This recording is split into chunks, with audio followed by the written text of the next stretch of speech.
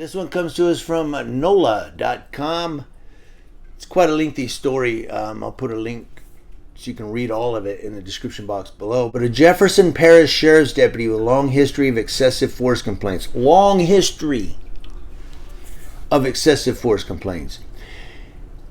Is the officer seen in a viral video on September 20th of this year, slamming 34-year-old Chantel Arnold's head repeatedly into the pavement with such force it ripped several braids from her scalp. Ouch.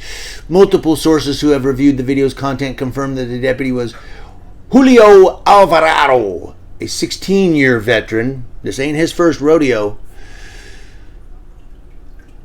but he's a 16-year veteran of the sheriff's office. Now, Alvarado has been named in 9. Maybe this is 10, right? The lucky 10. Maybe that's what he's trying to do, is get to 10. But he's been named in 9 federal civil rights lawsuits, all involving the use of excessive force, the most of any deputy currently employed by the sheriff's office. An internal investigation is underway into the actions of that deputy who was caught on video slamming a woman to the ground multiple times. Mike McDaniel spoke with the woman in the video who says she wants justice for what happened to her. It's a 14-second video that Chantel Arnold has a hard time watching.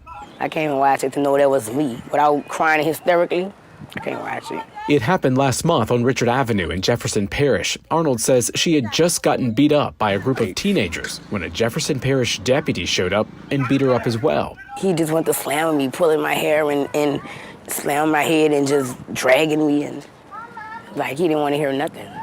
2 lawsuits were settled, one of them involving the beating of a 14-year-old boy, and 2 are pending, with the remaining dismissed. Internal justifications. The sheriff's office, in keeping with its usual policy, did not respond to a request to identify the deputy when asked, but the office has said it opened an internal probe into the deputy's actions shortly after the incident, though Arnold did not file a complaint. She didn't have to file a complaint. The guy obviously used excessive force. That's an action the sheriff's office does not take, even in cases where citizens complain about the inappropriate use of force. You told on yourself. My whole body is just marked up to the marks, like scratched up. The short video, which the sheriff's office calls selectively edited by whomever posted it online, shows the deputy slamming Arnold to the ground while gripping her hair. Arnold says some of it was ripped out.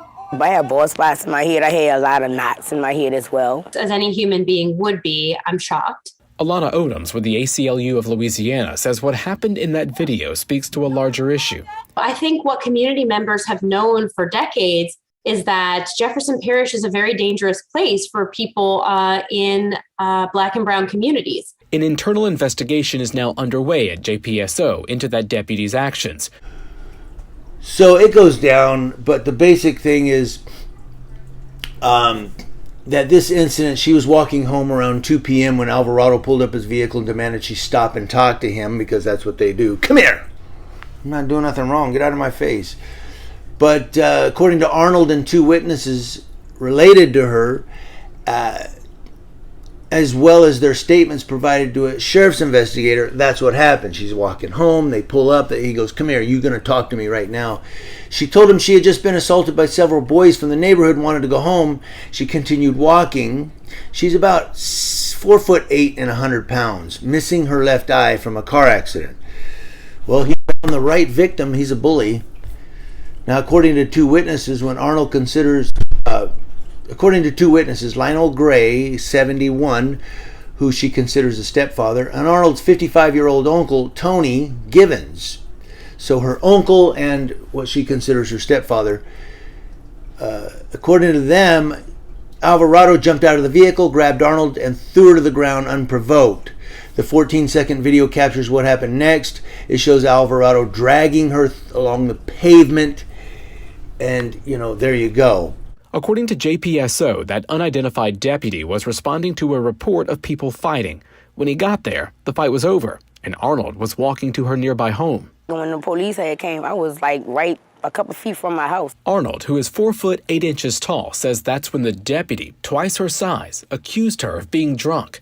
In a statement to Eyewitness News, JPSO claims Arnold refused to comply with the deputy, and when put under arrest for that fight, she resisted.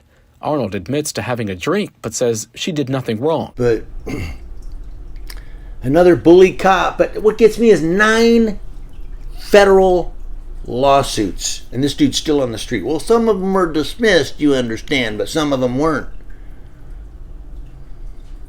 You think this guy's got a problem? You think this? But that's what they love. Some police departments love people like that. Some sheriff's departments love deputies like that. You know why?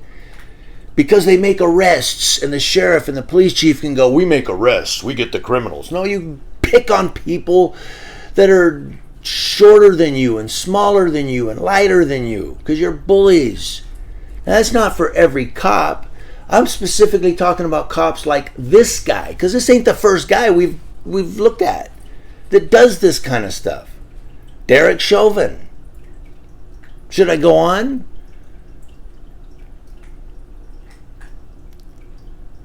And it just irks me that these cops are still on the street bullying people. Arnold says it is a bit embarrassing to be all over social media, but is grateful someone filmed what happened. If it wouldn't be for the video, it would be he say against she say, and my say wouldn't matter. So I think the video that's what got me for. That's what I needed. Thank God for the video. Mike McDaniel, Eyewitness News. Arnold was released at the scene and has not been charged with any crime. You got cops out there, and I'm speaking from the heart. You got law enforcement officers out there that are trying to do the right thing. They really are. They are trying to help real life victims. And then you get cops like this guy who just ruins it for everybody. Now when a really nice cop, probably a cop that's one of the nicest cops, one of the nicest deputies in that sheriff's department, is going to walk up to somebody's house on a call, and they're going to go, hey, Piggy, get out of here. And they're going to start throwing stuff at the guy, cans and bottles, because they don't want no cops around their property. Why? Not because of that guy, because of this guy.